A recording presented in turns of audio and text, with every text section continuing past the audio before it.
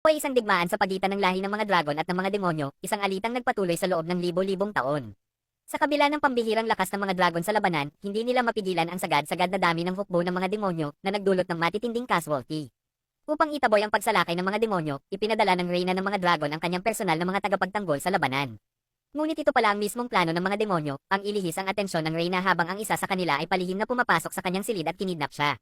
Ang tunay na layunin ng mga demonyo ay gamitin ang reyna bilang kapalit ni Jim. Upang mabawi ang kanilang reyna, nagsaliksik ang mga dragon sa mga tala ng isang siyentipikong minsang lumikha ng makabagong nilalang na tinatawag na transgenics, na naglalaman ng lihim sa muling pagkabuhay ni Jim. Matagumpay nilang ipinagpalit ang mga tala para sa kalayaan ng reyna.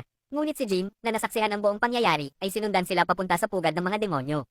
Tinalo niya ang mga bantay at pumasok sa kuta ng mga demonyo, ngunit nabigla siya sa tanawing bumungad sa kanya, daang-daang bangkay ang nakabitin sa hangin, na parang may hinihintay. Doon niya napagtanto ang lahat. Ang dahilan kung bakit desperado ang mga demonyo na makuha siya upang matuklasan ang lihim ng muling pagkabuhay at lumikha ng isang hukbong undead na maghahari sa mundo. Sa galit at determinasyong pigilan ang sabuatan ni Dr. John, pumasok si Jim sa gusali at kinuha ang mga tala mula sa siyentipikong si Linda. Ngunit nag-alarma ang gusali at dumating si Dr. John. Sa halip na umatake, inalok niya si Jim na sumama sa lahi ng mga demonyo.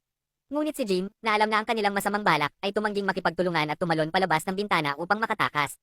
Habang papalapit ang mga demonyo upang tuklasin ang lihim ng kanyang pagkakalikha, sinubukan ni Jim na basahin ang mga tala, ngunit dahil sa kakulangan sa edukasyon, hindi niya ito maintindihan. Sa matinding kagustuhang pigilan ang mga plano ni Dr. John, hinanap niya si Linda at isiniwalat ang sabuatan ng mga demonyo.